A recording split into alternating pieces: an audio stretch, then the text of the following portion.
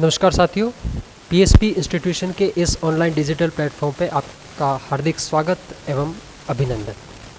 साथियों, इससे पूर्व की क्लास जो हुई थी उस क्लास में और इस क्लास में बहुत समय का अंतर आ गया था परीक्षाओं की वजह से और किसी अनौपचारिक कारण की वजह से। महाजनपद काल का जो सेकेंड पार्ट है उसको लेकर के आज मैं आया हूँ आपके बीच में। साथियों, इससे पूर्व की क्लास में हमने महाजनपद काल के उदय के कारण 16 महाजनपदों की जानकारी, 16 महाजनपदों की राजधानियाँ और मगध साम्राज्य के उदय के कारणों के बारे में चर्चा की थी। मगध साम्राज्य में कौन कौन से राजवंश थे, कौन कौन सी डायनेस्टी थी जो प्रारंभिक समय में स्थापित हुई थी, उसके बारे में हमने चर्चा की थी। आज हम मगध साम्राज्य में स्थापित होने वाले जो साम्राज्य थे उसके कुछ प्रारंभिक शासकों के बारे में, उनकी उपलब्धियों के बारे में और उनके समय की प्रमुख ऐतिहासिक या हिस्टोरिकल जो घटनाएं हैं उसके बारे में हम जिक्र करने का काम करेंगे। ठीक है, बढ़ते हैं आगे साथियों। The rising of Magadh, Magadh साम्राज्य का उदय। साथियों, जैसा कि पहले मैंने बताया था कि मगध साम्राज्य जो था उसमें प्रारंभिक समय में बृहदत्त वंश की स्थापना हुई थी। ठीक है, बृहदत्त वंश, इस वंश के बारे में मैंने आपको एक बात बताई थी, वो ये है कि इसकी जो स्थापना की थी वो बृहदत्त नामक राजा ने की और बृहदत्त के बाद में किसी शासक का उल्लेख हमारे पास में नहीं था।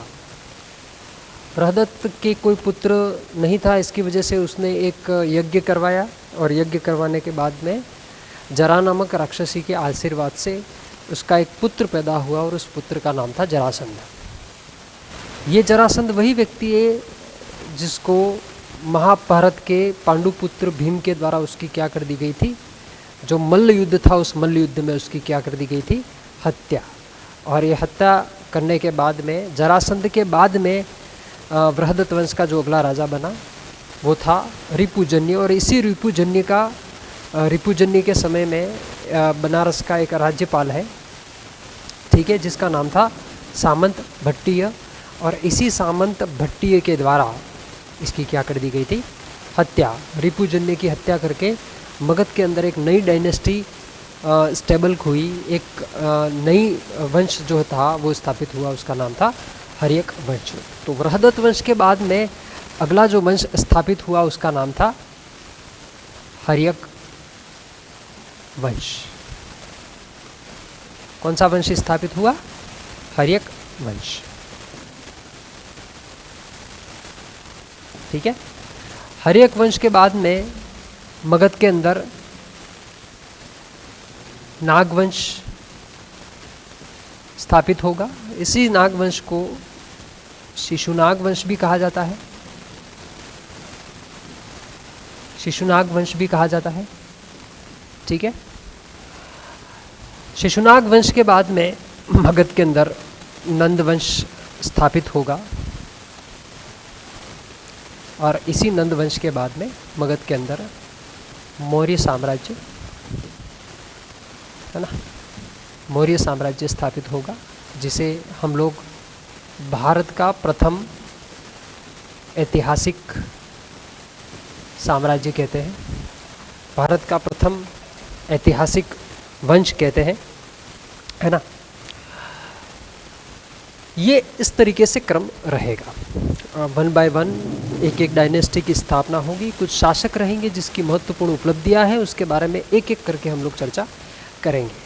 ठीक है, तो सबसे पहले हम जिस वंश की हम लोग बात करेंगे वो है हर्यक वंश, है ना, हर्यक वंश। इस वंश का अगर संपूर्ण शासनकाल देखो तो लगभग 545 ईसा पूर्व से लेकर के 412 ईसा पूर्व तक इस वंश ने मगध साम्राज्य के अंदर अपना शासन स्थापित किया था, है ना, लगभग 545 before Christ to 412 before Christ, ये जो टाइम है, इस टाइम ड्यूरेशन के दौरान इसी हर्यक वंश ने अपनी सत्ता जो है वो स्थापित की थी। और इसके कुछ महत्वपूर्ण शासक हैं जिनके बारे में हम लोग चर्चा करेंगे। ठीक है, इसके शासकों की क्रम की बात करें हम लोग तो इसको ध्यान से ज़रा देखिएगा, क्योंकि एक यूनिक चीज़ आपको देखने को मिलेगी कि प्राचीन भारत का पहला ऐसा वंश है जिसके अंदर सर्वाधिक पितृहंता पैदा हुए हैं। मतलब इस वंश के जितने भी शासक हैं वे सभी शासक अपने पिता की हत्या करने के बाद गद्दी के ऊपर बैठे। ठीक है, तो इनका एक बार क्रम देखिएगा। क्रम क्या है? हर्यक वंश के शासकों का अगर क्रम देखें तो सबसे पहला जो राजा आपको दिखाई देगा उसका नाम है सामंत भट्टीय। ये पिछली वाली कक्षा में मैं आपको बता चुका हूँ। क्या नाम है इसका? सामंत भट्टीय। सामंत भट्टीय के बाद में जो शासक बनेगा उसका नाम है बिंबिसार। बिंबिसार के बाद में जो शासक बनेगा उसका नाम है अजात शत्रु। ठीक है, अजात शत्रु। अजात शत्रु के बाद में जो शासक बनेगा उसका नाम है उदयन। बौद्ध साहित्य, यूनानी साहित्य और बहुत सारी किताबें हैं, कुछ साहित्य है उसके अंदर इसका नाम उदयभद्र भी मिलता है। ठीक है, इसका नाम क्या मिलता है? उदयभद्र। उदयन या उदयभद्र अजातशत्रु के बाद गद्दी पर बैठेगा। इसके बाद में जो शासक बनेगा उसका नाम है अनिरुद्ध।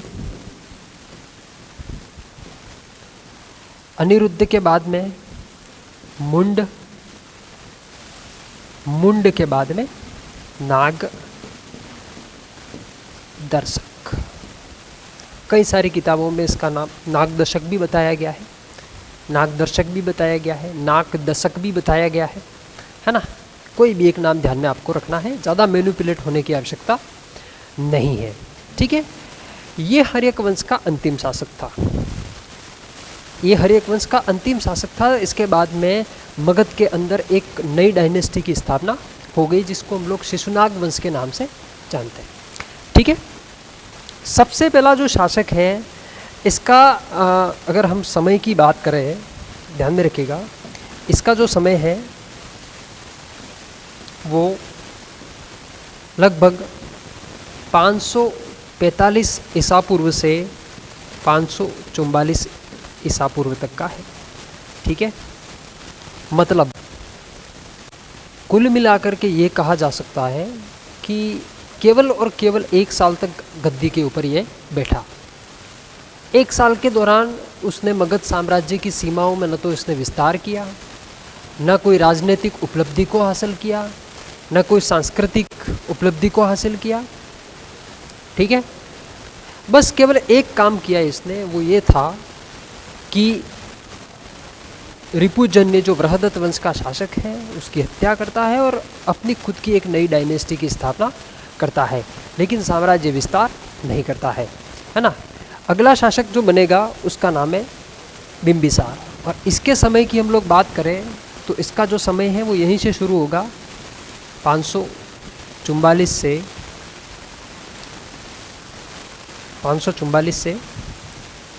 491 बिफोर क्राइस्ट, है ना। 491 बिफोर क्राइस्ट।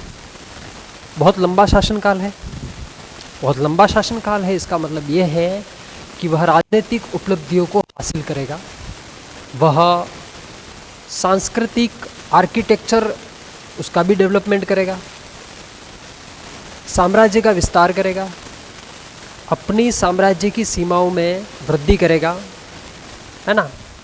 इसीलिए इतिहासकारों के द्वारा इसे हर्यक वंश का वास्तविक संस्थापक माना गया। ठीक है, अच्छा, पहली बात, ये जो सामंत भट्टीय था वह व्यक्ति खुद एक सामंत हुआ करता था। सामंत किसे कहते हैं?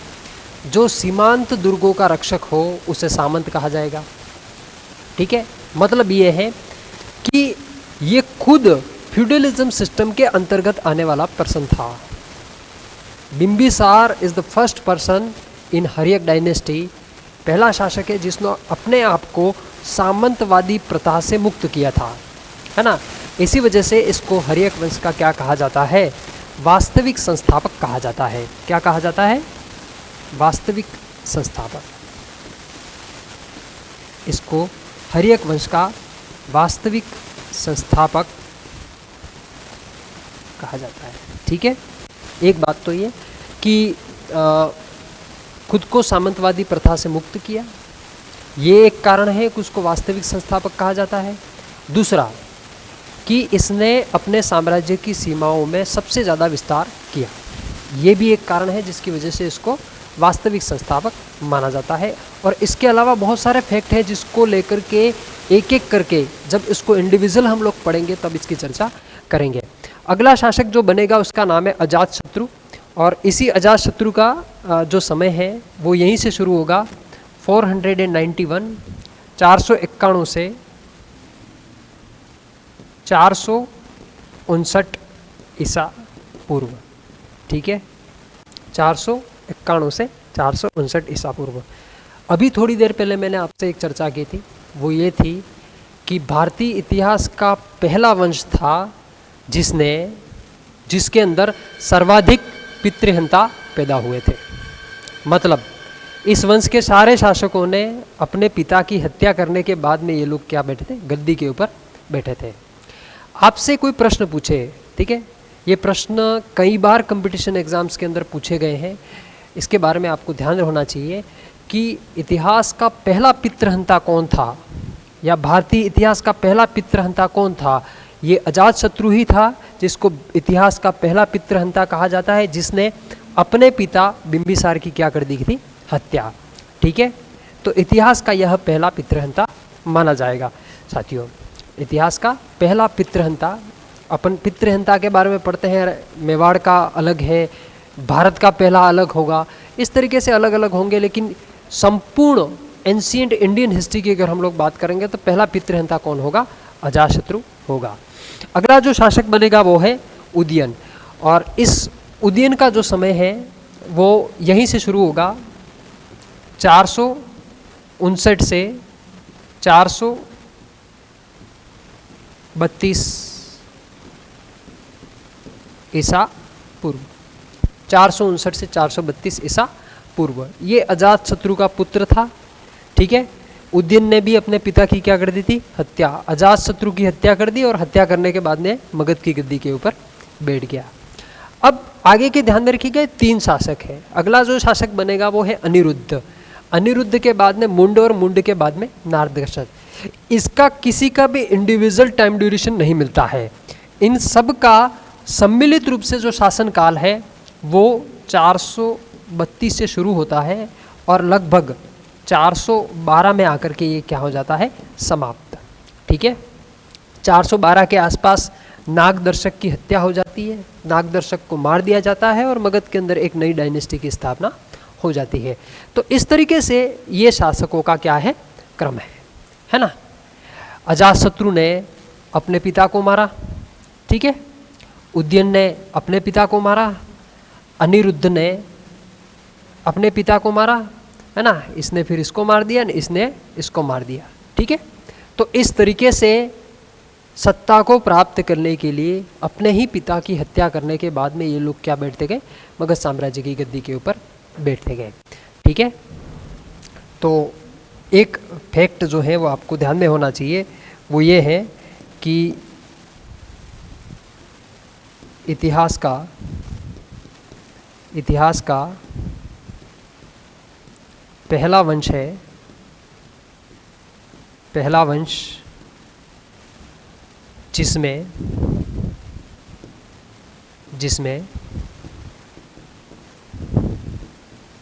सर्वाधिक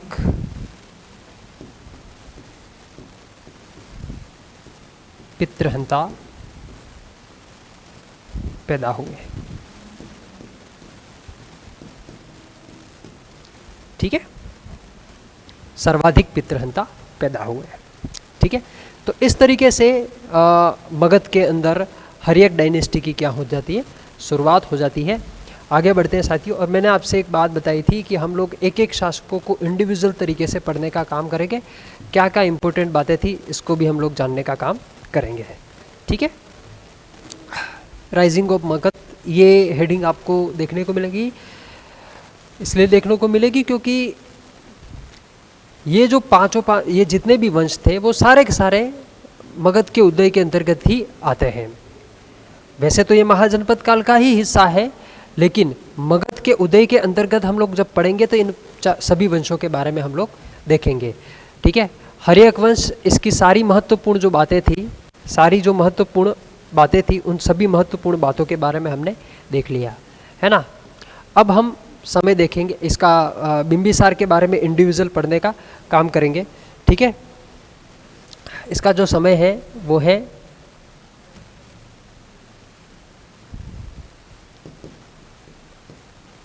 सॉरी यार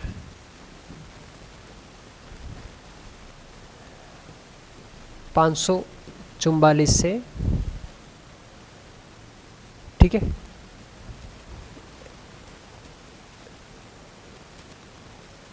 451 है ना, 491। ठीक है, बिंबिसार, इसका एक कोई गूगल से एक पिक्चर निकाला है और वो निकालने के बाद में आपको दिखा रखा है ताकि एक विजुअलाइजेशन बना रहे, आपको पता रहे कि बिंबिसार कौन है। ठीक है, बिंबिसार के चरित्र चित्रण की अगर हम लोग बात करें तो मगध का पहला शासक है जिसने अपने साम्राज्य की सीमाओं को बहुत ज़्यादा फैलाया था। मतलब वृहद और विस्तृत मगध साम्राज्य की क्या की है, इसने स्थापना की है। ठीक है, सामंत भट्टी के समय में ऐसा नहीं हुआ था, बिंबिसार के समय में ऐसा हो गया कि जो मगध था उसकी सीमाएं दूर दूर तक क्या हो गई, फैल गई। ठीक है, एक ग्रंथ है जिसका नाम है महाबग्गा। इस महाबग्गा ग्रंथ में एक बात बताई गई कि बिंबिसार ने अपने साम्राज्य को या अपने एम्पायर को स्टेबल करने के लिए वैवाहिक संबंध स्थापित किए। क्या कहता है महाबग्गा? महाबग्गा एक बौद्ध ग्रंथ है और वो क्या कहता है कि उसने अपने साम्राज्य को सुव्यवस्थित ढंग से स्टेबल करने के लिए वैवाहिक संबंधों को बनाना शुरू कर दिया। ऐसा कहते हैं कि लगभग उसने 500 शादियाँ की। कितनी? 500।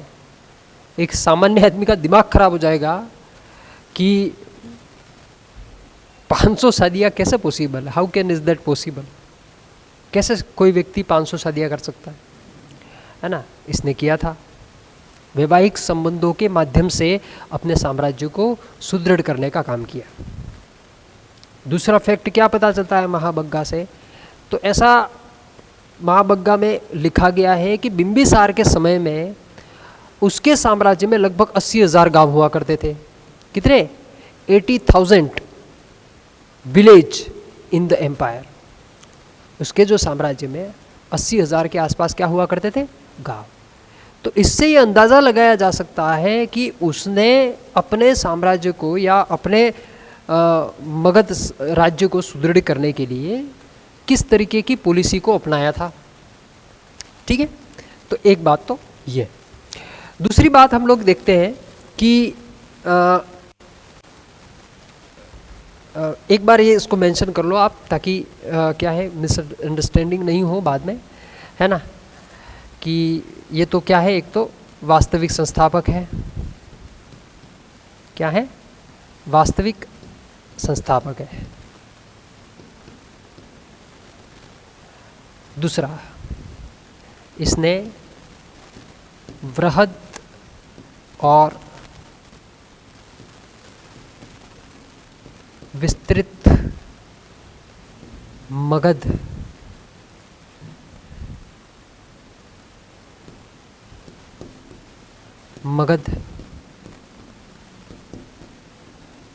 साम्राज्य की स्थापना की थी। वृहद तथा विस्तृत मगध साम्राज्य की स्थापना की थी। ठीक है, एक बौद्ध ग्रंथ है जिसका नाम है महाबग्गा। महाबग्गा। अच्छा, इस महाबग्गा में क्या लिखा गया है? ठीक है, महाबग्गा में बताया गया है कि इसने 500 शादियाँ की। कितनी शादियाँ की? 500। इसके अंदर एक और बात बताई गई है। वो क्या बात बताइए?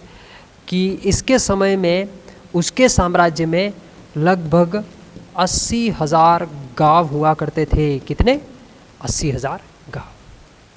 ठीक है, इसके अलावा एक और बात है, एक यूनान के इतिहासकार हुआ करते थे जिनका नाम था टर्नर। टर्नर ने बिंबिसार के बारे में एक फैक्ट बताया। वो ये बताया कि बिंबिसार जो था वो सामंत भट्टी का क्या हुआ करता था? पुत्र हुआ करता था। कहीं पर भी इस बात का जिक्र नहीं किया गया है, केवल उस इतिहासकार को छोड़ करके जो यूँ कह रहा है कि ये क्या है? सामंत भट्टी का पुत्र है। ठीक है, टर्नर क्या कहता है? इतिहासकार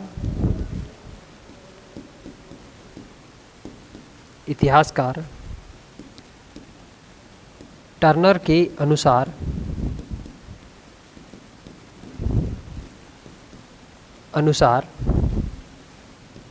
बिंबिसार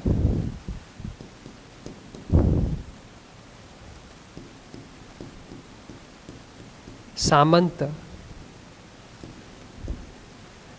भट्टी का पुत्र था, है ना? क्या कहता है? बिंबिसार सामंत भट्टी का क्या है? पुत्र। और दूसरी एक और बात कहता है, वो ये कहता है कि इसने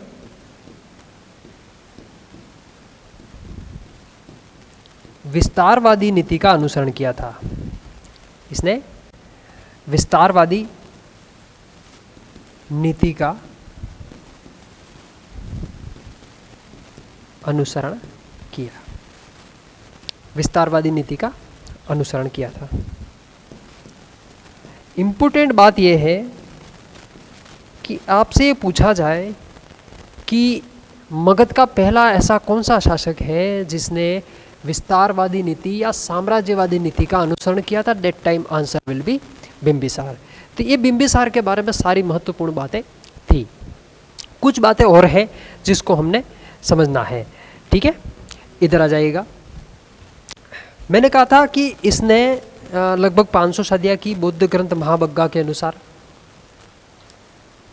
500 शादियाँ करना कोई सामान्य बात तो है नहीं, लेकिन इन सभी शादियों के बारे में कहीं इतिहास के अंदर उल्लेख किया गया है? कहीं पर भी नहीं किया गया है।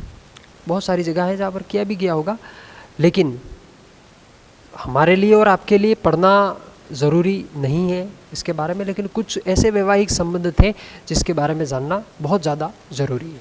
ठीक है, तो वैवाहिक संबंधों के माध्यम से अपने साम्राज्य को कैसे स्टेबल करेगा, कैसे सुदृढ़ करेगा, इसको भी हमको समझना ज़रूरी है। ठीक है, तो उसके लिए हम समझते हैं पहले, सबसे पहले कि जैसे अपन मान लें कि ये मगध है। क्या है? मगध। अच्छा, जिस समय बिंबिसार मगध की गद्दी पर बैठा हुआ है, उस समय मगध की जो राजधानी है वो है राजगृह। मगध की राजधानी क्या है? राजगृह। मगध के इस दिशा में एक राज्य पड़ता है जिसका नाम है वैशाली। कौन सा राज्य? वैशाली। इसको प्रॉपर कंसिस्टेंसी के साथ में समझने की कोशिश करना। जो कंसेप्ट मैं बता रहा हूँ उसने पूरे इतिहास की रूपरेखा को बदल करके रख दिया है। ठीक है, उत्तर की तरफ एक राज्य पड़ता है, उसका नाम क्या है? वैशाली। अच्छा, वैशाली महाजनपद काल के दौरान जब हमने देखा तो हमको ये पता चला था कि ये एक गणराज्य है। मतलब रिपब्लिक एडमिनिस्ट्रेशन जो है यहाँ पर स्टेबल है। वैशाली के अंदर गणतंत्रात्मक शासन व्यवस्था चल रही है। 8 राज्यों का संघ है। तो वैशाली क्या है? गणराज्य है। और इस वैशाली का एक राजा है जिसका नाम है चेटक। क्या नाम है इसका? चेटक। और इस चेटक की एक बेटी है और इस बेटी का नाम है चेलना। क्या नाम है? चेलना। ध्यान में रखिएगा, बहुत सारी इतिहास की जो किताबें हैं उन किताबों में इसका नाम चेलना या वापवी मिलता है। वापवी, थोड़ा सा प्रोनाउंसिएशन भी ध्यान में रखना है। वापवी, चेलना या वापवी। ठीक है। मगध की गद्दी के ऊपर कौन बैठा हुआ है, इसको ऐसे लिख लेते हैं अपन। ये मगध है। मगध की गद्दी पर कौन बैठा हुआ है? बिंबिसार। ठीक है। और राजधानी कौन सी है? राजगृह, है ना। ये सेंट्रलाइज्ड एडमिनिस्ट्रेशन, ठीक है, ऐसा मान लें अपन यहाँ पर बीच में। बिंबिसार ने वैशाली के राजा चेटक की बेटी चेलना के साथ में क्या की? शादी। क्या कर लिया? विवाह। मतलब इसके उत्तर वाला एरिया पूरी तरीके से सेफ हो गया, पूरी तरीके से सिक्योर हो गया। आपको ये समझना है कि इस व्यक्ति ने अपने साम्राज्य को प्रॉपर तरीके से सिक्योर करने के लिए वैवाहिक संबंध स्थापित किए। उन वैवाहिक संबंधों में सबसे पहला विवाह कहाँ पर किया है? उत्तर दिशा में वैशाली की तरफ। और वैशाली का राजा, वैशाली एक गणराज्य है और इसका राजा कौन है? चेटक। चेटक की बेटी का नाम है चेलना या वापवी। इसके साथ में क्या कर दिया? विवाह कर दिया। ठीक है। मगध के इस दिशा की ओर, यानी कि इस दिशा की तरफ एक राज्य पड़ता है जिसका नाम है कौशल। कौन सा राज्य? कौशल। कौशल का एक राजा है जिसका नाम है प्रसेनजीत। क्या नाम है? प्रसेनजीत। ध्यान में रखिएगा, ये थोड़ा सा और इंटरेस्टिंग है। कौशल का राजा कौन है? प्रसेनजीत। इस प्रसेनजीत ने अपनी पुत्री, इसकी एक पुत्री है, इस पुत्री का नाम है महाकोशला। क्या नाम है? महाकोशला। इस महाकोशला का विवाह किससे करवा दिया, है ना? प्रसेनजीत ने अपनी पुत्री महाकोशला का विवाह किससे करवा दिया? बिंबिसार से। ठीक है, इसके साथ में विवाह करवा दिया। अब ये देखिएगा कि इसने जब विवाह करवाया तो प्रसेनजीत ने बिंबिसार को काशी दहेज में दिया। आपका दिमाग खराब हो जाएगा। क्या दे दिया? काशी दहेज में दे दिया। किसको? बिंबिसार को। बिंबिसार को दहेज में दे दिया। काशी उसको मिल गया दहेज में। इस काशी के लिए एक कंट्रोवर्सी होगी, थोड़ी देर बाद बताऊंगा मैं इसी क्लास के अंदर। अभी इसको थोड़ी देर के लिए होल्ड रखना। प्रसेनजीत ने अपनी पुत्री महाकोशला का विवाह करवाया बिंबिसार से और काशी दहेज में दे दिया। ठीक है। ये वैशाली का राजा है। वैशाली के राजा ने चेलना का विवाह करवाया, है ना। इसने बिंबिसार को जो था वो ऐसा कहते हैं कि 18 लड़ियों का एक हार दिया था। बहुत ही महत्वपूर्ण, बहुत ही कीमती, बहुत ही मोस्ट एक्सपेंसिव हार था वह उस समय का, वो दिया था। एक हाथी दिया था जिसका नाम था सेचनक हाथी। क्या नाम था? सेचनक हाथी। जो हाथी ऐसा कहते हैं कि वो ऐसा कहते हैं पुष्प वर्षा करने में माहिर था, है ना। अपनी सूंड के अंदर पुष्प भरता, पुष्प के साथ में पानी भरता और पानी भरने के बाद में पुष्प वर्षा करता। मतलब रेयर केस ऐसे हाथियों की संख्या थी, ऐसे हाथी बहुत कम हुआ करते थे। तो ये जो था वो इसको दिया था बिंबिसार को। किसने दिया था? वैशाली के राजा चेटक ने। ठीक है। अब ये दो बात हो गई। इसने ये वाला एरिया सिक्योर कर लिया, ये वाला एरिया सिक्योर कर लिया।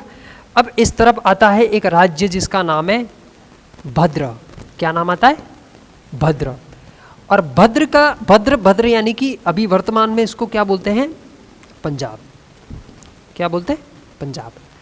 पंजाब की राजकुमारी है जिसका नाम है क्षेमा। क्या नाम है इसका?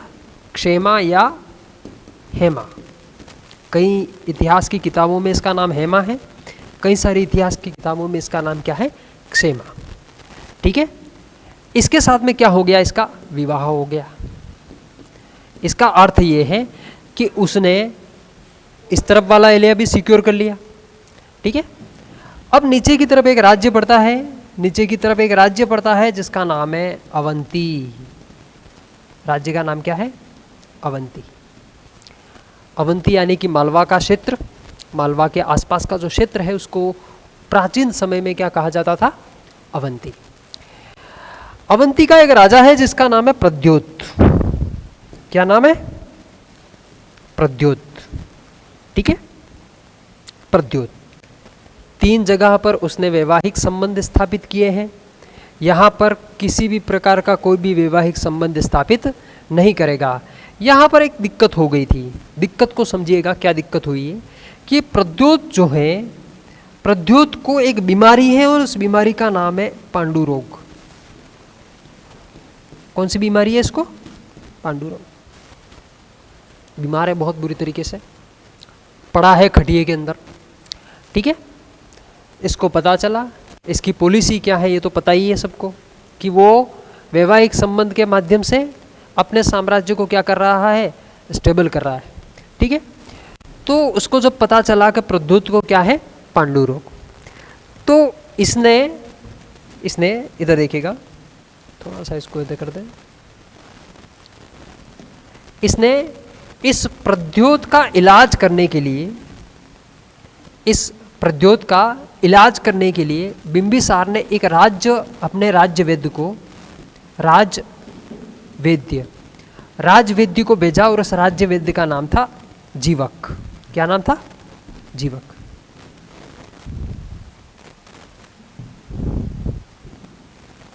राजवैद्य का नाम क्या है, जीवक। ठीक है, ये प्रश्न भी एक बार पूछा गया है। ठीक है, बिंबिसार ने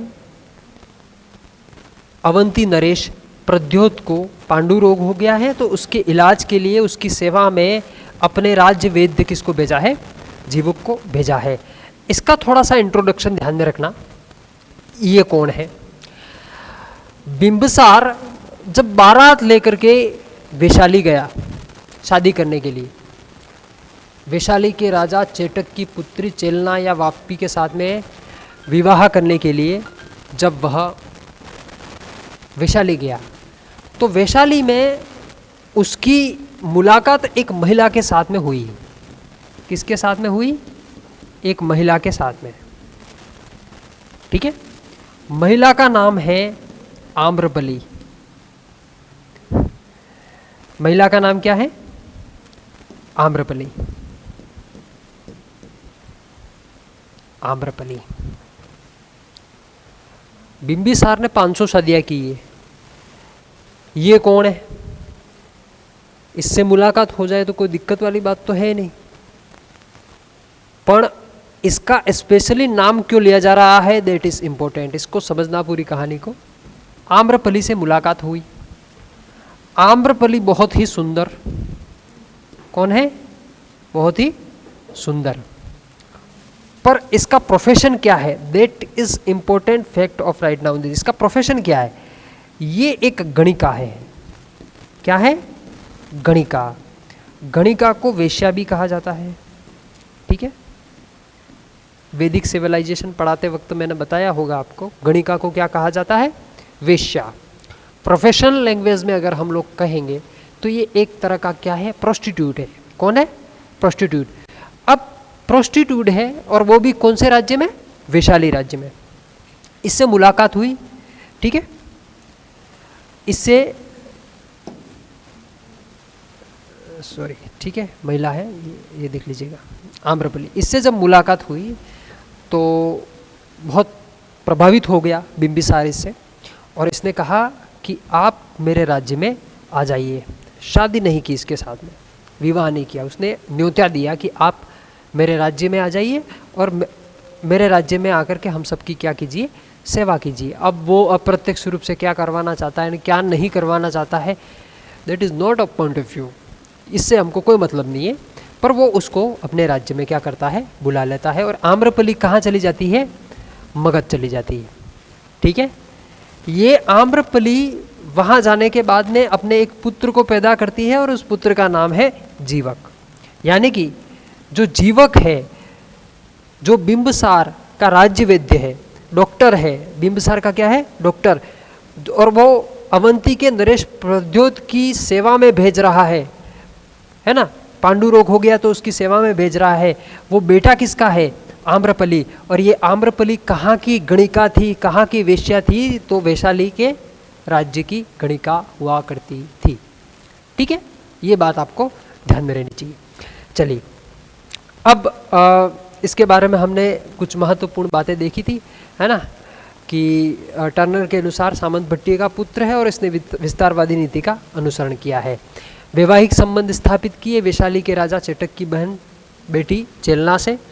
प्रसेनजीत की पुत्री महाकोसला, उससे शादी की उसने। अवंती नरेश का सपोर्ट किया और भद्र की राजकुमारी क्षेमा से इसने क्या किया है, विवाह किया है। तो चारों तरफ इसने विवाह करके अपने साम्राज्य को प्रॉपर तरीके से इसने क्या कर दिया, सिक्योर कर दिया, सुरक्षित कर दिया। ठीक है, अब आगे बढ़ते हैं। कुछ बातें हैं जो समझनी होगी और बिंबिसार के बारे में, और वो ये है कि जीवन के अंतिम समय में है ना, उसका एक पुत्र है जिसका नाम है अजातशत्रु। क्या नाम है, अजातशत्रु। और इसके बारे में मैंने बताया है कि यह भारतीय इतिहास का पहला व्यक्ति है जिसको पितृहंता के नाम से जाना जाता है। ठीक है, पितृहंता के नाम से जाना जाता है। वो इसकी क्या कर देगा, हत्या कर देगा। अब हत्या क्यों करेगा ये समझना जरूरी है। कुछ फैक्ट है इसके बारे में समझना।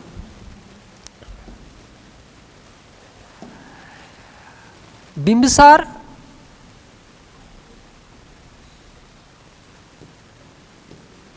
महावीर,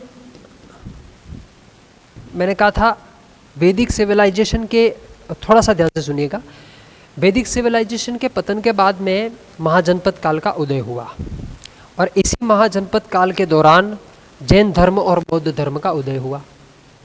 और जैन धर्म और अब जैनिज्म और बुद्धिज्म फिलोसॉफी अगर आप देखोगे, ये भी पढ़ेंगे हम लोग इसकी फिलोसॉफी के बारे में, पर उत्तर वैदिक काल का धार्मिक जीवन पूर्ण रूप से दूषित हो गया था। ये पहले वाली क्लास में मैं बता चुका हूँ आपको। उत्तर वैदिक काल का धार्मिक religious life is totally destroy. धार्मिक जीवन पूर्ण रूप से दूषित हो गया है और इसी दूषित वातावरण के कारण जब सिविलाइजेशन का पतन हुआ तो इसके पतन के बाद में महाजनपद काल का क्या, जैन धर्म और बौद्ध धर्म का उदय हुआ है। अर्थात जब हम महाजनपद काल की बात कर रहे हैं तो जैन धर्म और बौद्ध धर्म अस्तित्व में है ना। बिंबिसार जो था वो महावीर स्वामी का अनुयायी था। क्या था, अनुयायी। जैन धर्म को मानने वाला नहीं था, केवल क्या है, अनुयायी। अनुयायी नहीं होते फॉलोअर्स, केवल फॉलो करता है ना। आप फॉलो करते कि नहीं करते, नरेंद्र मोदी को फॉलो करते हैं, क्रिस्टियानो रोनाल्डो को फॉलो करते हैं, विराट कोहली को फॉलो करते हैं। मतलब आप अपना आइडल जिसको मानते हैं वो आप उसको फॉलो करते हैं, सीधी सट बात है। बिंबिसार महावीर स्वामी को क्या करता है, फॉलो करता है, अनुयायी है ना। महावीर स्वामी का क्या है, अनुयायी। बिंबिसार महावीर स्वामी का क्या है, अनुयायी। ये इंपॉर्टेंट फैक्ट है, ध्यान में रखिएगा, IMP। दूसरा, यही बिंबिसार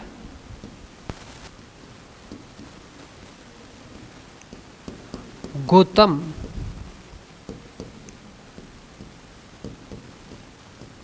बुद्ध का क्या है, यही बिंबिसार गौतम बुद्ध का उपासक है। क्या है, ये बात भी इंपॉर्टेंट है। मतलब महावीर स्वामी को फॉलो करता है, फिर भी वह जैन धर्म को फॉलो नहीं करता, मतलब जैन धर्म से रिलेटेड आदमी नहीं है। यह गौतम बुद्ध का क्या है, उपासक है, मतलब इनकी क्या करता है, उपासना, इसके आराध्य देव है वो, है ना, इष्ट देव है।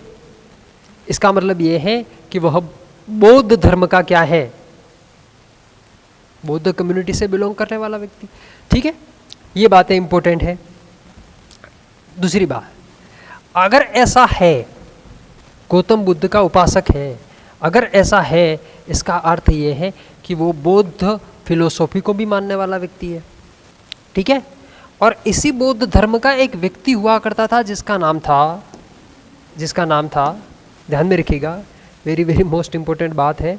इसी बौद्ध धर्म का एक व्यक्ति हुआ करता था जिसका नाम है देवव्रत। क्या नाम है, देवव्रत। ये बौद्ध कम्युनिटी का कोई भिक्षु हुआ करता था, या फिर ऐसा कहते हैं भिक्षु संघ का कोई सदस्य हुआ करता था, देवव्रत बौद्ध कम्युनिटी का आदमी है। इस देवव्रत ने एक दिन अजात शत्रु से क्या की, मुलाकात। क्या की, अजात शत्रु से क्या की, मुलाकात। अजात शत्रु से मिलने के बाद में उससे मुलाकात की, चाय पार्टी के ऊपर बैठे होंगे कहीं किसी स्थान पर, गुप्त स्थान पर, और फिर इस देवव्रत ने चढ़ाया किसको, अजात शत्रु को, कि भाई तेरे पिता ऐसे ने बहुत सारी शादियाँ की है, इनके तो इतने सारे पुत्र हैं न, वो तो किसी को भी राजा बना सकते हैं, तेरा नंबर लगे या नहीं लगे उसकी कोई गारंटी नहीं है, ये न वो नहीं, यूँ करके न पूरी तरीके से ब्रेन वॉश कर दिया, मैनिपुलेट कर दिया। जब आदमी बहुत ज़्यादा मैनिपुलेट हो जाता है, पर उस समय उसका दिमाग काम नहीं करता है, और व्यक्ति का जब दिमाग काम नहीं करता है तो फिर वो ऐसे डिसीज़न ले लेता है जो डिसीज़न लेने के बाद में उसको पछतावा हो जाता है। अजातशत्रु ने बिंबिसार को मारने का फैसला ले लिया, और इसने लगभग ऐसा कहते हैं कि 491 ईसा पूर्व के आसपास, कितने, 491 बिफोर क्राइस्ट के आसपास अजातशत्रु ने, मतलब इसने अपने पिता की क्या कर दी, हत्या। पिता की क्या कर दी, हत्या। ठीक है, जैसा कि मैंने पहले ही बताया है कि भारतीय इतिहास का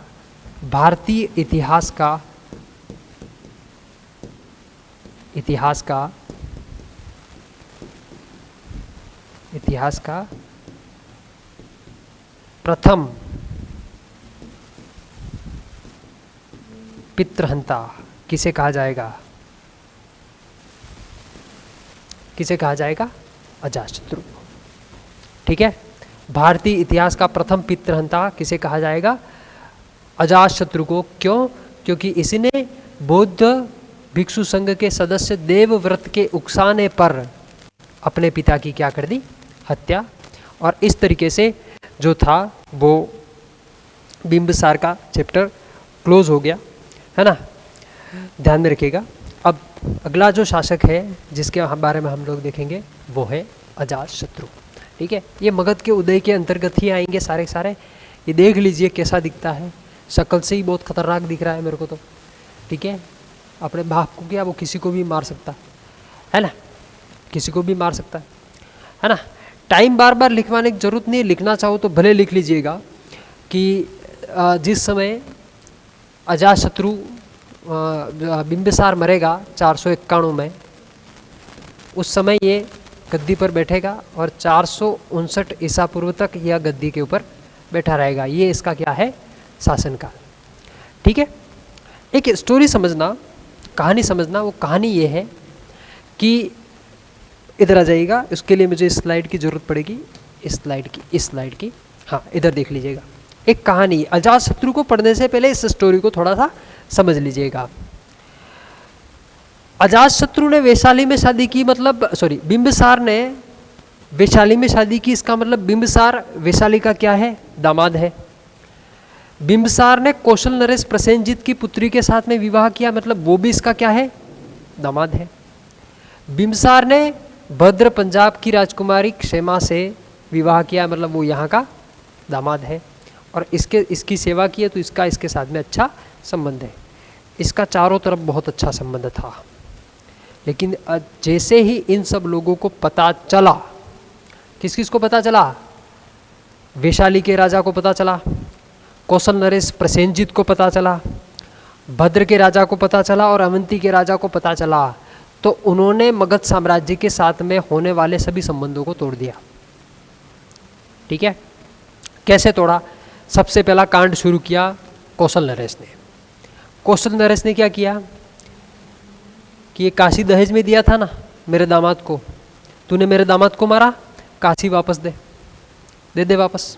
काशी वापस ले लिया। जो काशी प्रसेनजीत ने बिंबिसार को दहेज में दिया था वही काशी उसने वापस ले लिया। दूसरे नंबर पर आता है वैशाली का राजा चेटक। बोले कि मैंने मेरी बेटी को 18 लड़ियों का हार दिया था, 18 लड़ियों का हार दिया था, एक सेचनक हाथी दिया है ना, वापस दे दो।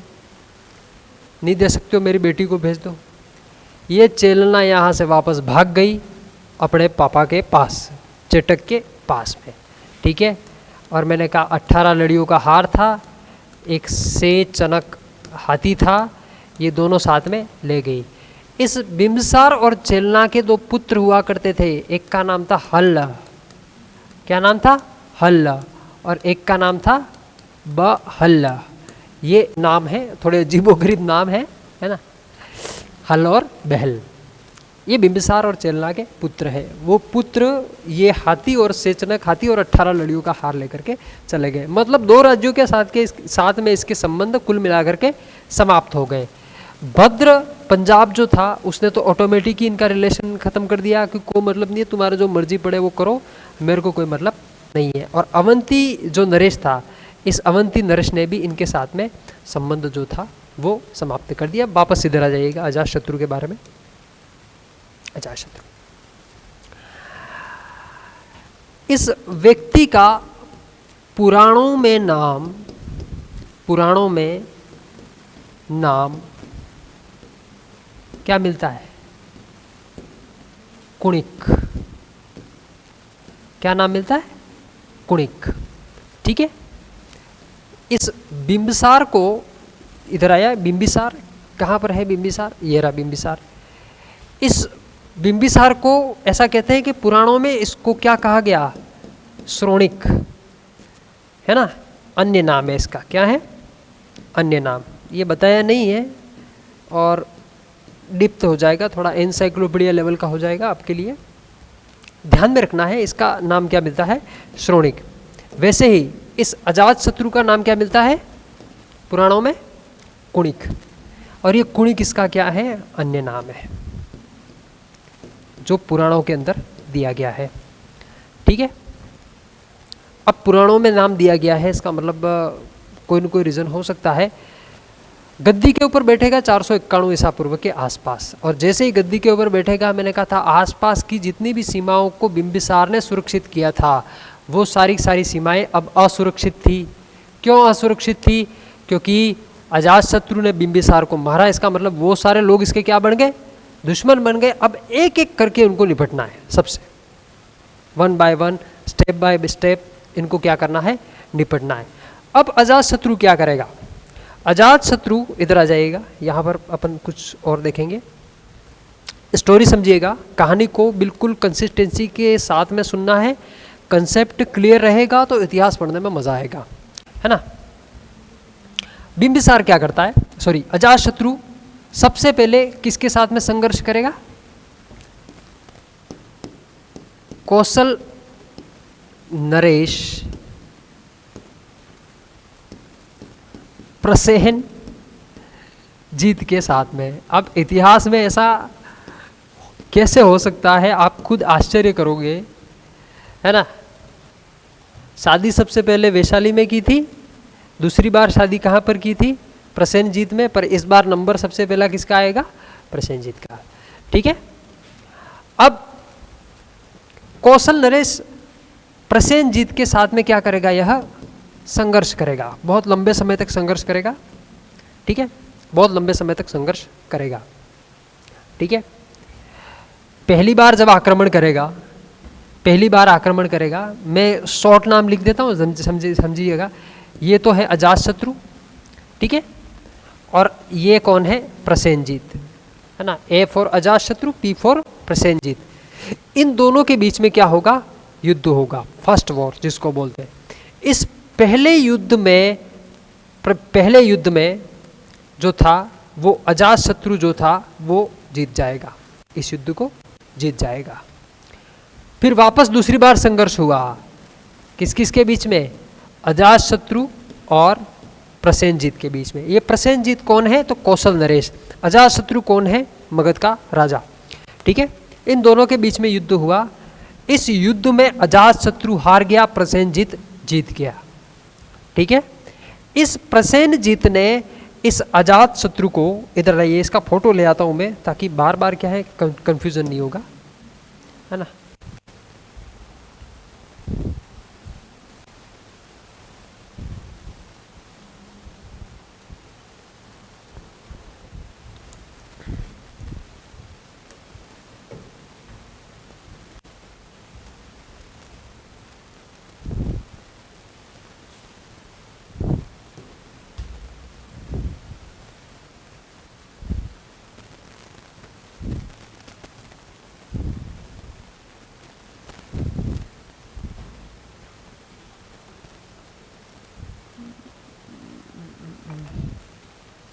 चलो छोड़ो यार, नहीं मिल रहा है ना।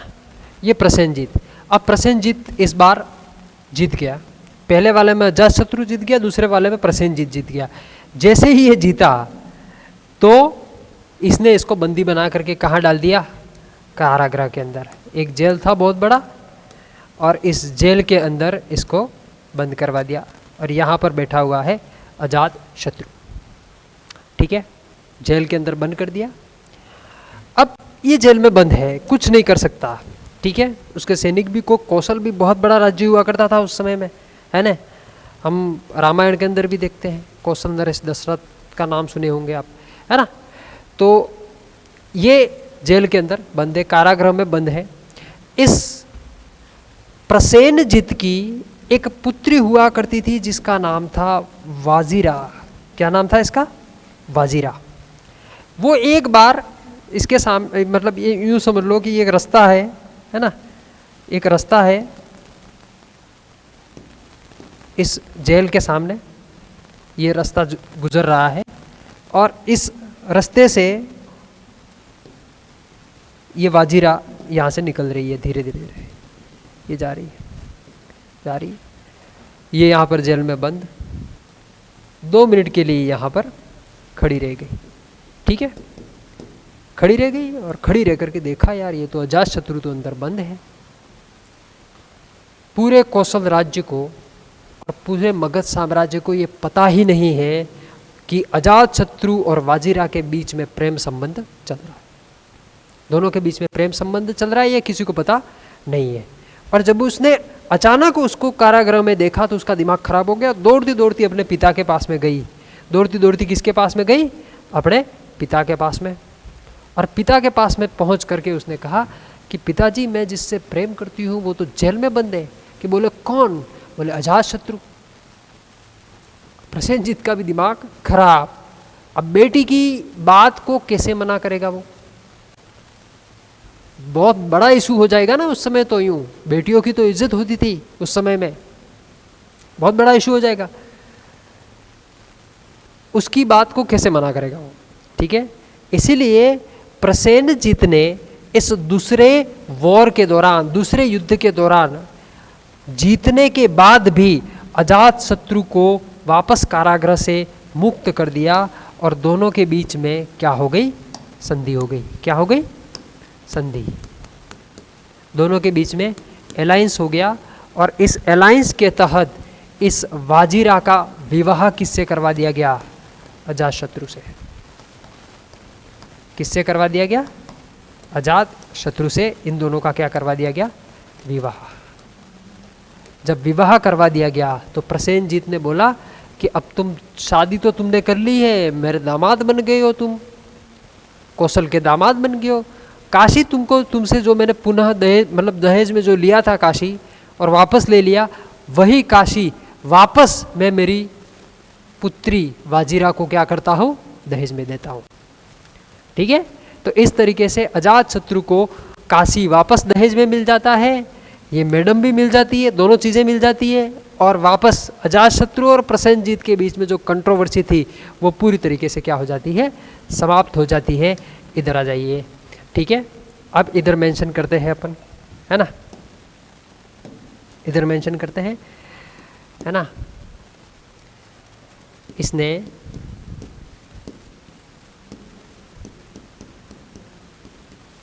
कौशल नरेश प्रसेन जीत से संघर्ष किया। मैं जो इम्पोर्टेंट बात है वही लिख रहा हूँ, उसके अलावा कुछ भी नहीं। कौशल नरेश प्रसेनजीत के साथ संघर्ष किया अंततः दोनों के मध्य संधि हो गई, दोनों के मध्य संधि हो गई, ठीक है। प्रसेनजीत ने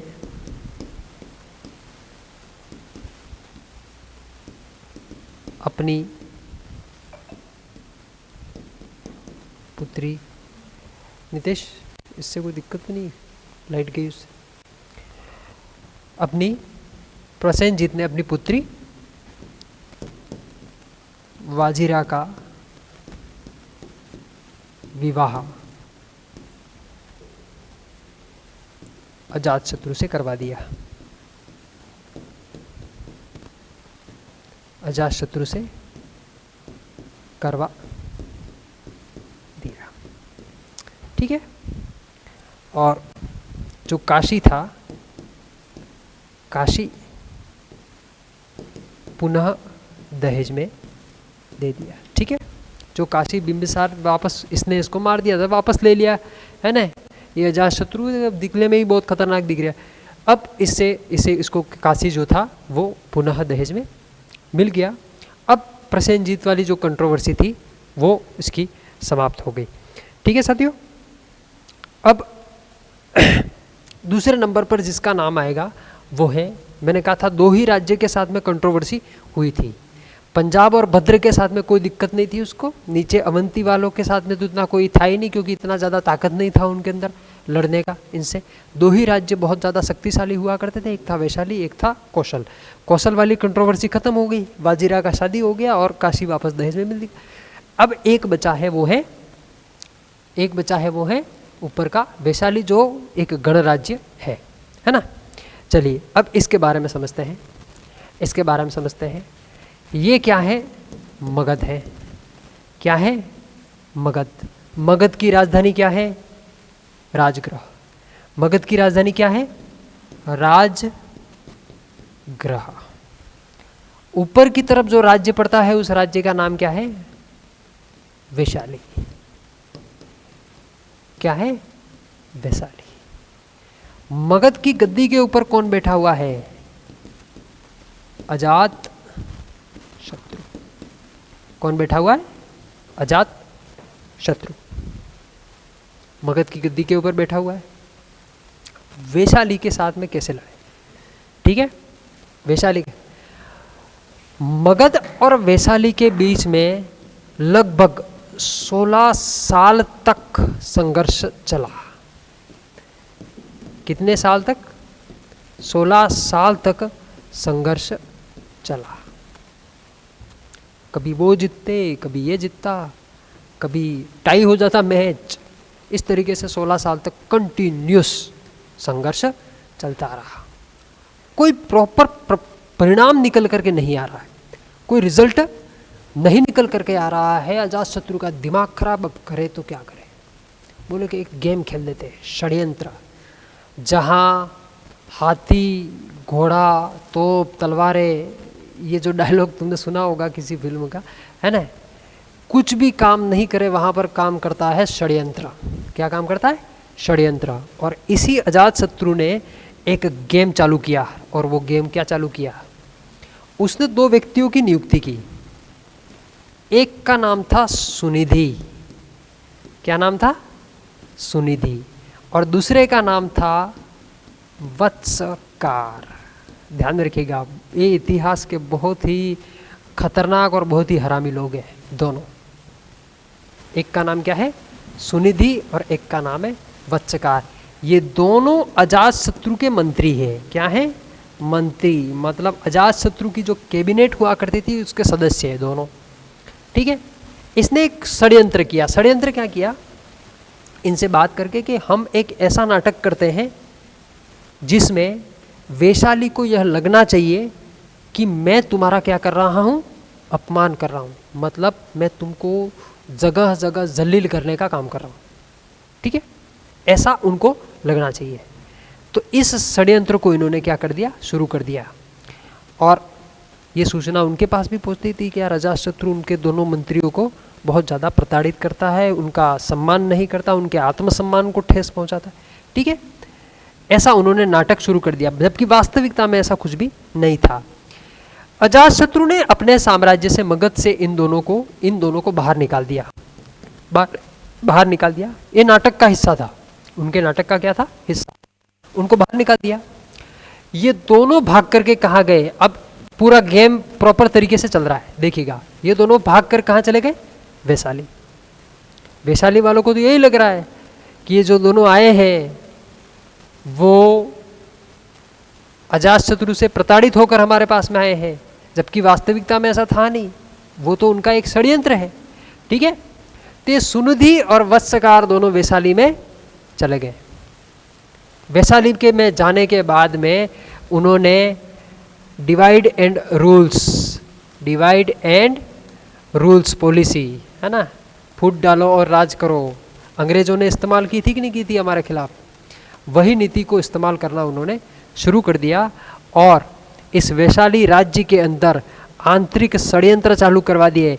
इस वैशाली राज्य के अंदर उन्होंने फूट डालना शुरू कर दिया, भाइयों के बीच में लड़ाई करवाना शुरू करवा दिया। किसने?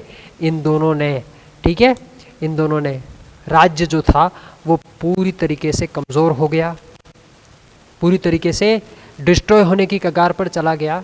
ठीक है, जब यह कमज़ोर हुआ और इसको पता चला, अजातशत्रु को जैसे ही वो कमज़ोर हुआ, इसको पता चला कि अब वैशाली में इतनी ताकत नहीं बची है कि यह मेरे जैसे व्यक्ति के साथ में उलझ सके या मेरे जैसे व्यक्ति के साथ में लड़ाई कर सके। ठीक है, इसने मौके का फ़ायदा उठाया और इसके साथ में युद्ध करना शुरू कर दिया। और ये युद्ध बहुत लंबे समय तक चला, इन दोनों के बीच में बहुत लंबे समय तक चला। फिर भी वैशाली ने इनके साथ में बिल्कुल प्रतिद्वंदी की तरह इनका सामना किया, बिल्कुल प्रतिद्वंदी की तरह सामने किया।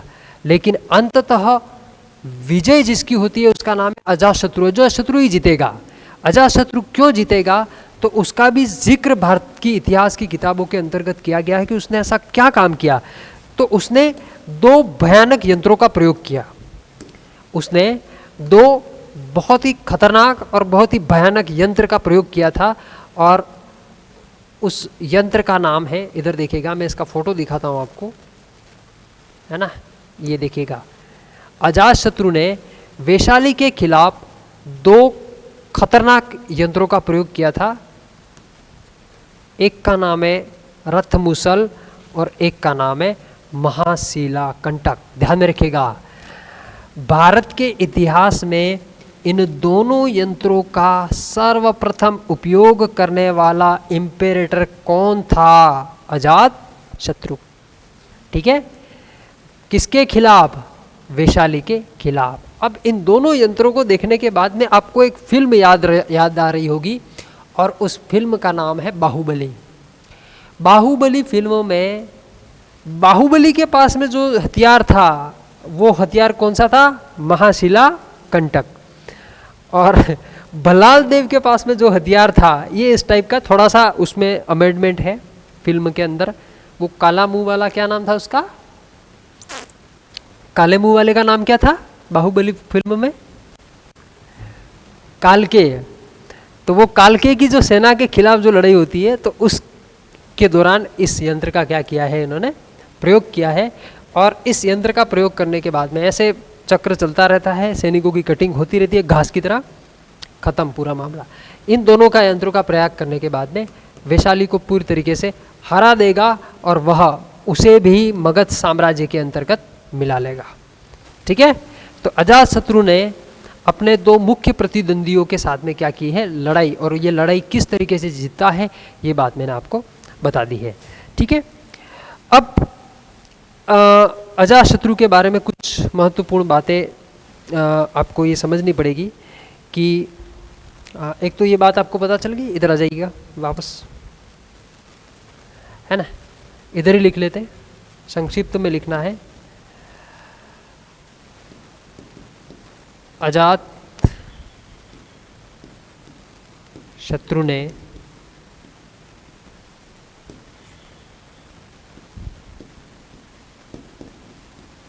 वैशाली से संघर्ष किया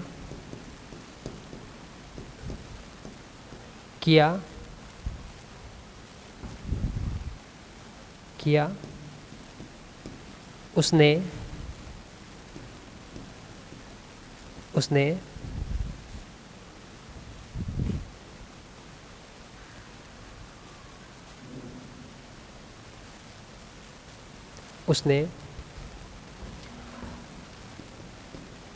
अपने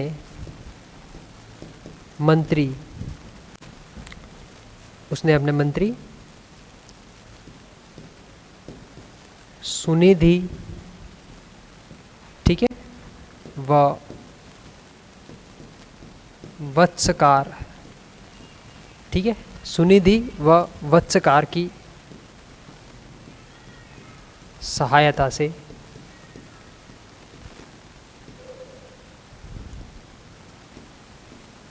वैशाली में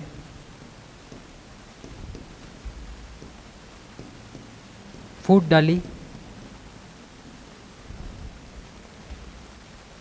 व 16 साल तक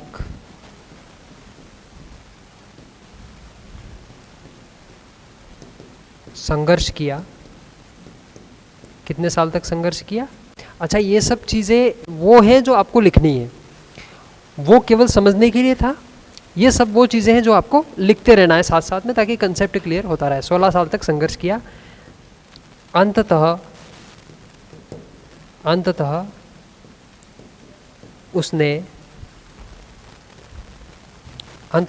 उसने दो यंत्रों का प्रयोग किया। ठीक है, अंततः उसने कौन से यंत्र थे? एक का नाम था रथ मूसल व महाशिला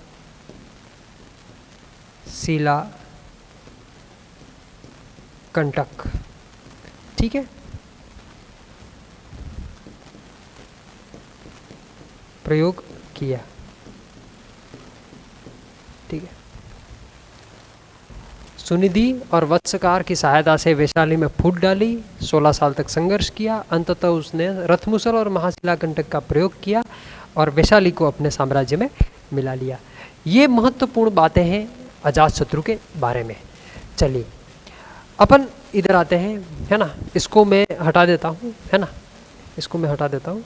मुझे कुछ और आपको बताना है अजातशत्रु के विषय में जो बहुत ही महत्वपूर्ण है ना। ये कंसेप्ट आपको समझ में आ गया होगा। इधर देखिएगा, इसके समय में प्रथम बौद्ध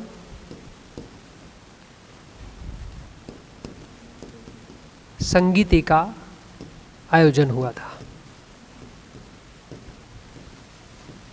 किसके समय में हुआ था? अजातशत्रु के बारे में। ठीक है, स्टार लगा देना 3। ये सवाल आ सकता है ना, कि हर्यक वंश का कौन सा शासक था जिसके समय में प्रथम बौद्ध संगीति का क्या हुआ था? आयोजन हुआ था। तो आप उस समय जवाब दोगे बिंबिसार का पुत्र अजात शत्रु। ठीक है, बिंबिसार का पुत्र अजातशत्रु, जिसके समय में प्रथम बौद्ध संगीति का क्या हुआ है, आयोजन। और ये बौद्ध संगीति जो हुई है वो कहाँ हुई है, राजगृह में। कहाँ हुई है, राजगृह। अब राजगृह मगध साम्राज्य की राजधानी है, तो फिर बौद्ध संगीति भी वहीं होगी, है ना।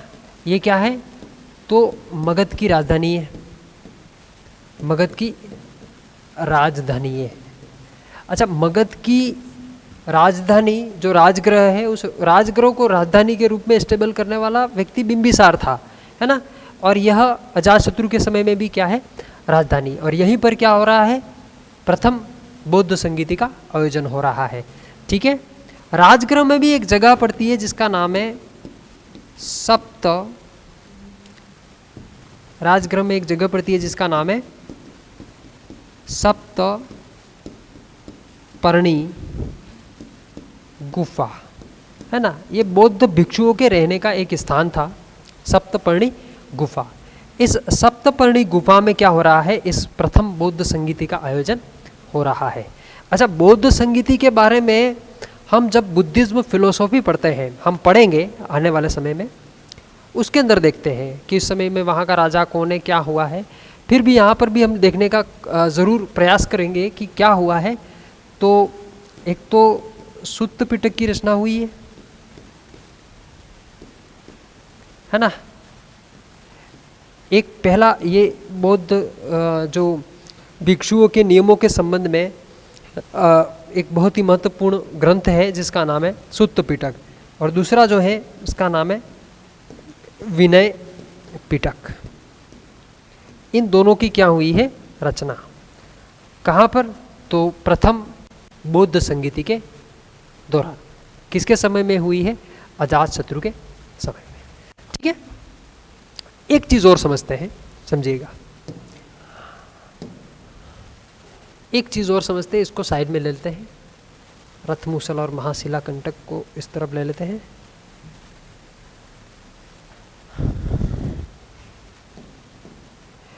अजातशत्रु ने अपने जीवन के अंतिम समय में, अजातशत्रु ने अपने जीवन के अंतिम समय में सोन और गंगा नदियों के किनारे, जैसे ये मान लो सोन नदी जा रही है, ठीक है, सोन नदी इस तरीके से, और इसके इस तरफ जा रही है गंगा नदी। कौन सी नदी है, गंगा। दोनों नदियां हैं। अपने जीवन के अंतिम समय में सोन और गंगा नदियों के किनारे, मतलब इसके दोआब क्षेत्र में बीच में एक बहुत ही बड़े दुर्ग का निर्माण करवाया। किसका निर्माण करवाया, दुर्ग का निर्माण। ठीक है, ये बहुत बड़ा क्या है, दुर्ग है। इस दुर्ग का क्या करवाया, निर्माण। और इसी दुर्ग का जब वह निर्माण करवा रहा था, ध्यान में रखिएगा, ये जो समय था वो समय लगभग आप मान करके चलिएगा, वो कौन सा समय है कि 459 बिफोर क्राइस्ट के आसपास का समय है ना। 460 ईसा पूर्व, जहाँ पर अजातशत्रु का समय समाप्त होता है, उसके आसपास इसी सोन और गंगा नदियों के संगम पर इसने एक दुर्ग का क्या करवाया, निर्माण करवाया। इस बात को पूरी कंसिस्टेंसी के साथ में सुनना साथियों, जो बात मैं आपको बताने जा रहा हूँ उसने पूरे भारतीय इतिहास का सिनेरियो बदल करके रख दिया था, पलट करके रख दिया था, है ना। सोन और गंगा नदियों के किनारे क्या करवा रहा है, दुर्ग का निर्माण करवा रहा है। जीवन का अंतिम समय है। अंतिम समय क्यों है, क्योंकि उसकी भी हत्या हो जाएगी, है ना। जब वह उस दुर्ग का निर्माण करवा रहा था, उसी समय उसके ही पुत्र अजातशत्रु ने, क्या नाम था उसका,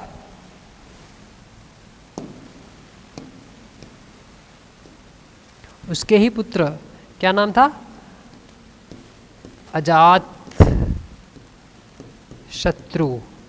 अजातशत्रु ने उसकी क्या कर दी, 459 ईसा पूर्व के आसपास इसकी क्या कर दी, हत्या।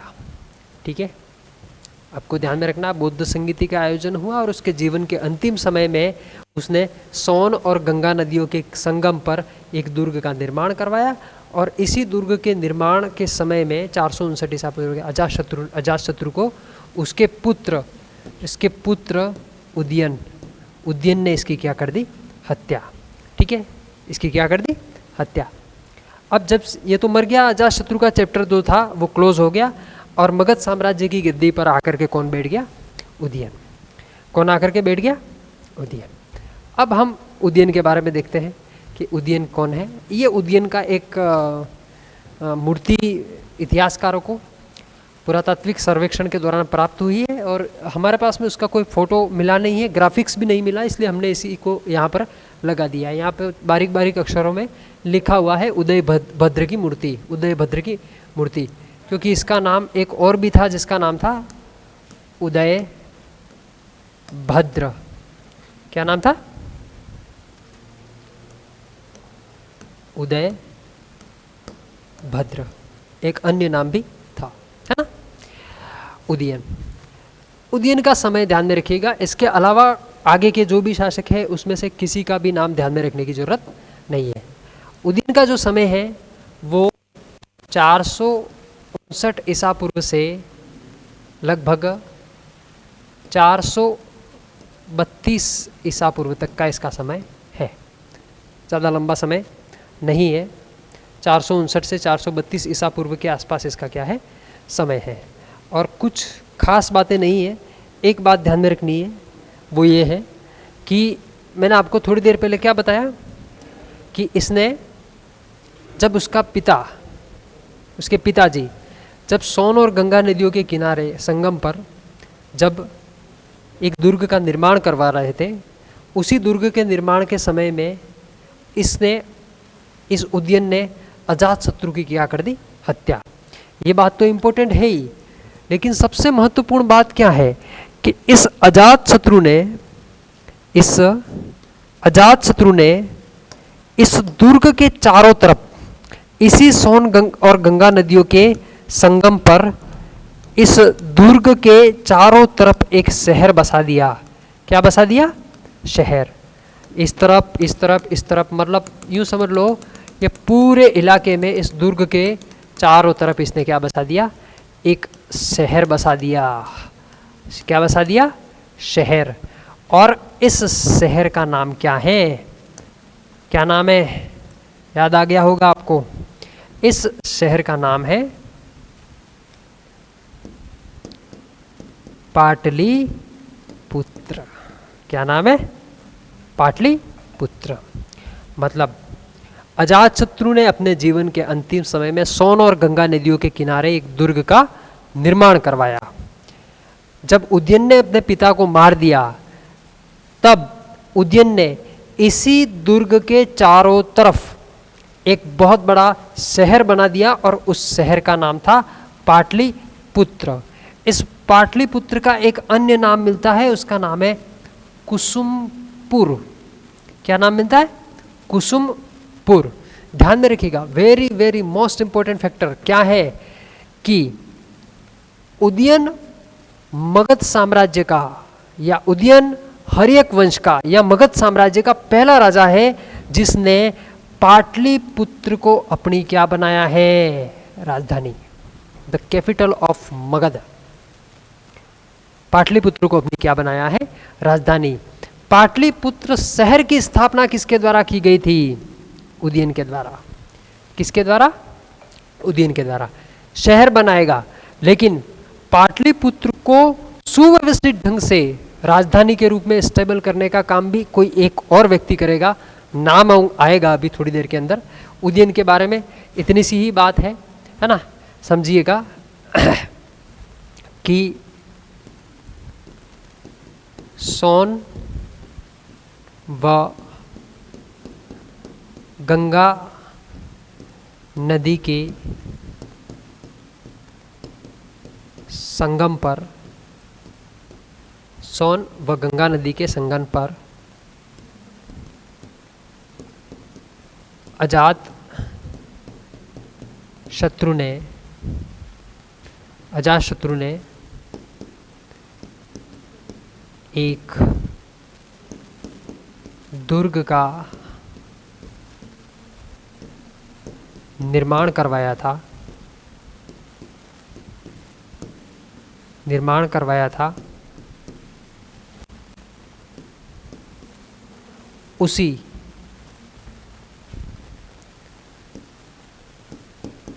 दुर्ग के चारों तरफ उदयन ने एक शहर बसाया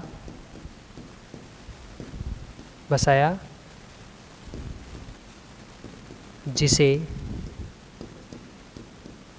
पाटलिपुत्र या कुसुमपुर के नाम से जाना जाता है। ठीक है, पाटलिपुत्र या कुसुमपुर के नाम से जाना जाता है। ठीक है, उदयन द्वारा, है ना। अब इसको वो क्या बना देगा, राजधानी बना देगा, है ना। तथा इसे ही अपने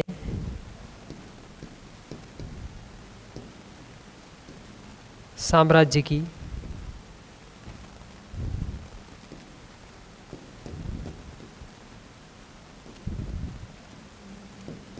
राजधानी बनाया। ठीक है, इसे अपने साम्राज्य की क्या बनाया, राजधानी। ठीक है, बस इतनी सी इम्पोर्टेंट बात थी अजातशत्रु के उदयन के बारे में, है ना। गंगा नदी के किनारे जो दुर्ग बनाया है और उसी दुर्ग के किनारे उदयन ने एक बहुत बड़ा शहर बना दिया और उस शहर का नाम क्या रख दिया इसने, Pataliputra. Very very most important line है, ध्यान रखिएगा। पाटलिपुत्र या कुसुमपुर, और इसी कुसुमपुर या पाटलिपुत्र को इस उदयन के द्वारा अपने साम्राज्य की क्या बनाया गया, राजधानी बनाया गया। आगे बढ़ते हैं। ठीक है, आगे बढ़ते हैं। अब मगध साम्राज्य का जो हर्यक वंश में है, मैंने कहा था इन तीनों का संयुक्त जो शासन था वो 432 से 412 था। ठीक है, 432 से क्या था, 412, 432 से 412। इनके बारे में कोई खास उपलब्धियां हमारे पास में नहीं है, शासकों के बारे में कोई खास उपलब्धियां नहीं है, क्योंकि ये सब क्या थे, निर्बल थे। क्या थे, निर्बल। ये सब क्या थे, कमज़ोर थे। ये सब क्या थे, अयोग्य थे। क्या थे, अयोग्य। इसके अलावा भी बहुत सारी बातें जो एक कमज़ोर शासक की विशेषता होनी चाहिए, वो उसमें ऐड करना चाहो तो क्या कर सकते हो, कर सकते हो। यहाँ पर कोई भी बात इम्पोर्टेंट नहीं है। एक शासक है जिसका नाम है नागदर्शक।